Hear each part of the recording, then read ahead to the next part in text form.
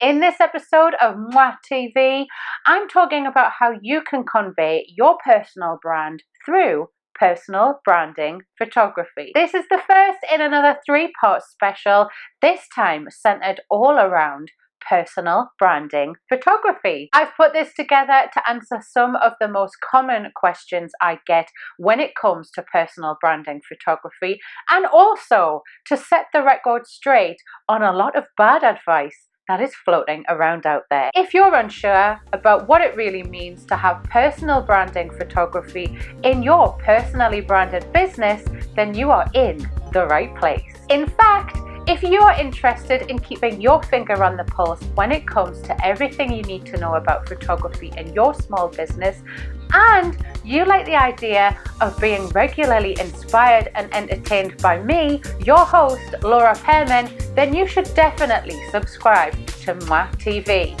You can do that right here, right now.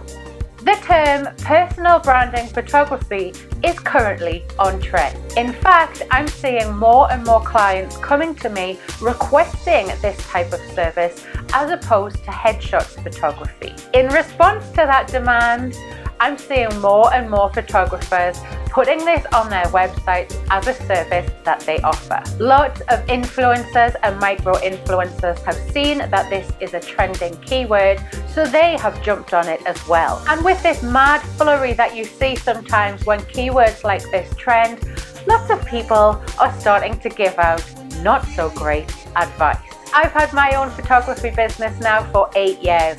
Prior to that, I had a whole past life and career in marketing and public relations. You can trust me when I tell you, with a little brownie's promise pose, that I know what I'm talking about when it comes to personal branding photography.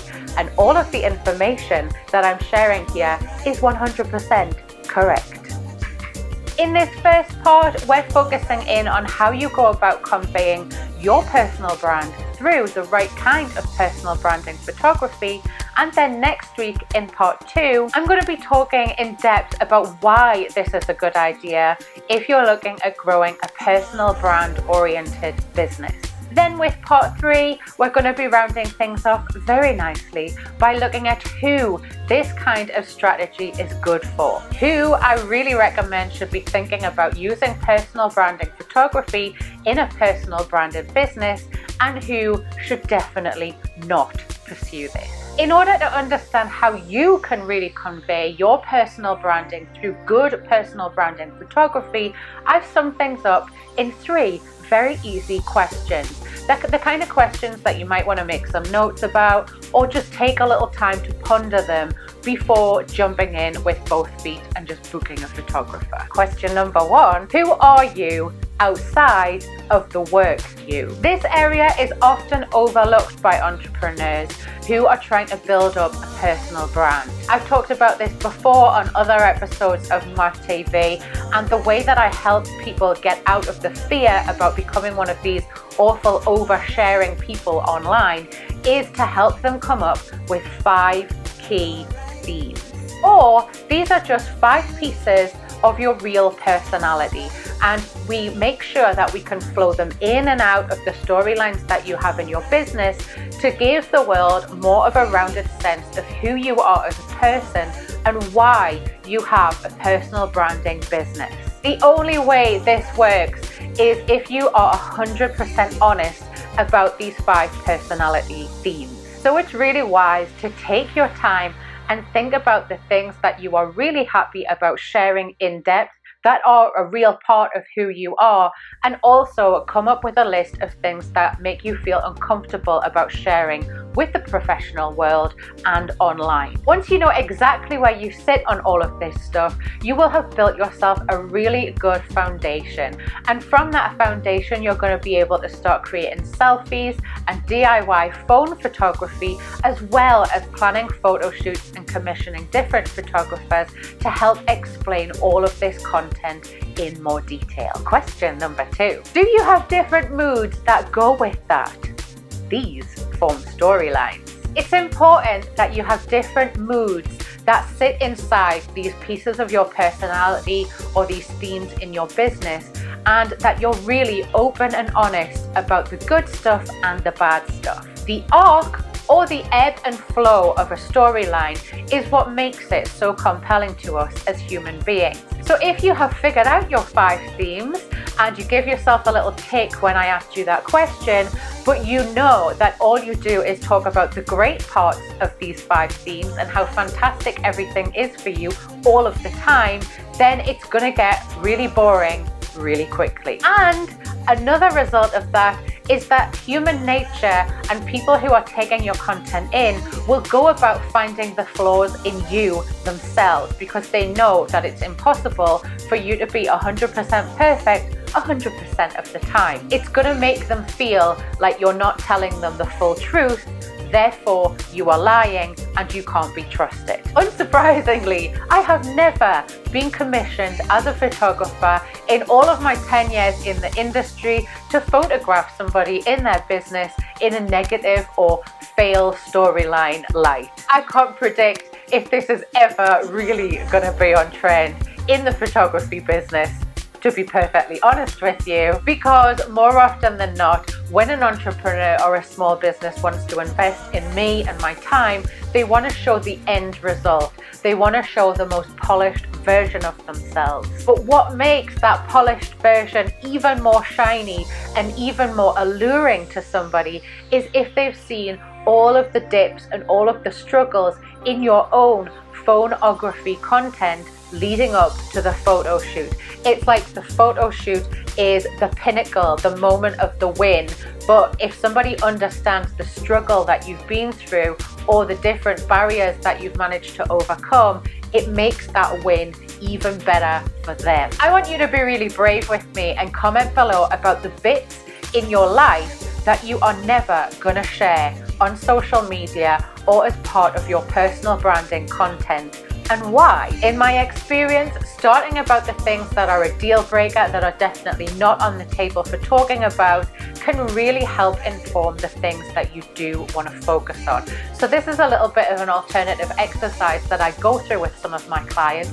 So why don't you take a go and let me know below. Question number 3. What is the real outcome of you sharing these extra pieces of yourself, and how is that going to affect your business? So you may be watching this and thinking, yeah, what is the point in all this? I don't understand how this is going to affect my bottom line, Laura.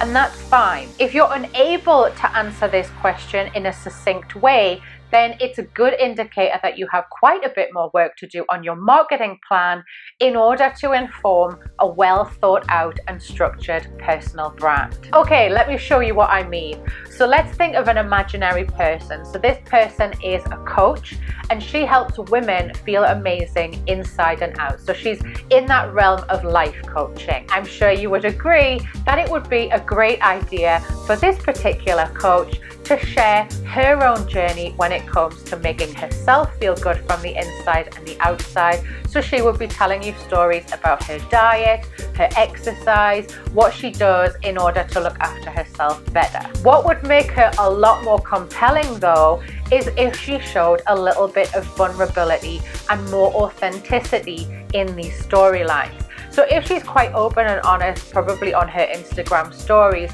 about the fails that she's had, or forgiving herself when she has a little bit of a cheat day with her food, or if she is just genuinely feeling really down and she shares how she manages to get herself out of that funk, people who are watching her are going to trust her so much more. They're going to relate to her, and even though she's showing a few flaws, she'll be able to bake in the education stuff that goes around what she needs you to know before you commit to working with her professionally. Okay, another imaginary client on the flip side. If you are an insurance broker and you are really passionate about cycling, but you know that your current customer base is kind of indifferent about cycling, then I'm going to be asking you why you want that to be a key part of your personal branding photo shoot. At the same time though, there is nothing wrong with testing this out in your own DIY content. I'd be making strong recommendations for you to try this out in a consistent way on your most popular social media platform and just watch and see how engagement goes in response to that before you invest any money on a shoot like this. it may be more beneficial for this business right now to think about focusing in on a personal branded themed photo shoot where you're working with your existing clients and they are actually in the photographs with you. That's a much safer bet. Then, when you've captured some more results on your cycling storyline and we've got a good understanding if this is quite a divisive theme for you, we can plan that shoot of you on your bespoke bike, soaring through the Scottish Highlands, taking calls in between hitting your perfect cadence.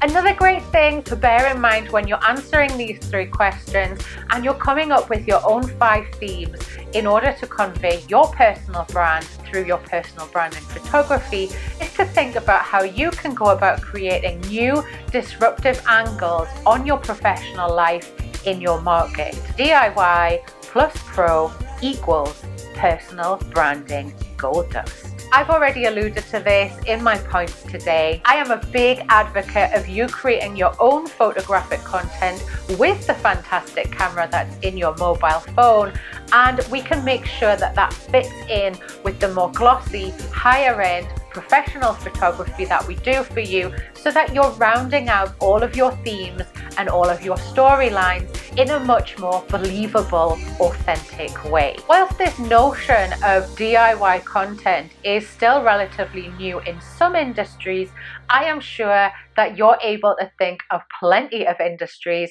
where documentation of the behind the scenes of your business is already feeling like it's reaching saturation point. If you think that you're operating in an industry that matches the former, then go ahead, just jump on DIY phone photography and think about documenting what happens inside your business and just sharing it out on social media.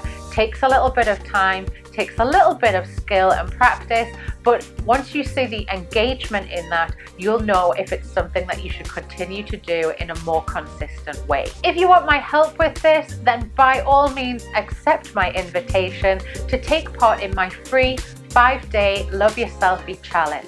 It's a great way to learn more about your phone's photography capabilities and understand the creative bit of great photography as well. If you feel that your business is more in the latter group, then it's really important for you to think about new and disruptive angles when it comes to your DIY content creation. This then leads on beautifully to think about how we're going to convey you in personal branding photography shot professionally. Flick through Instagram for more than a couple of minutes and I'm willing to bet that you're going to come across a business coach.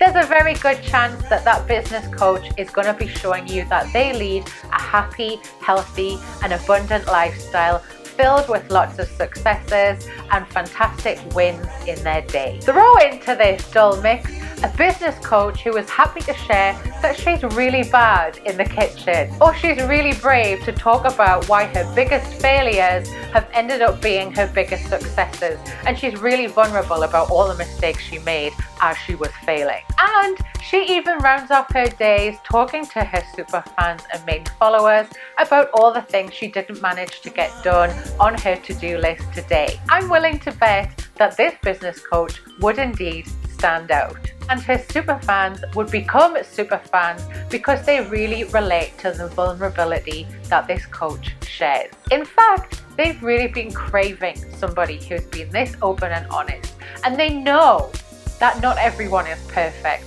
They know that all of those other business coaches who are doing the same old thing about how great everything is boring, and in fact, it's fake.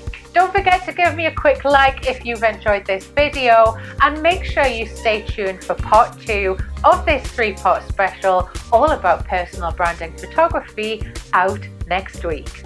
Mwah! Now before you go anywhere, don't forget to subscribe. Mwah!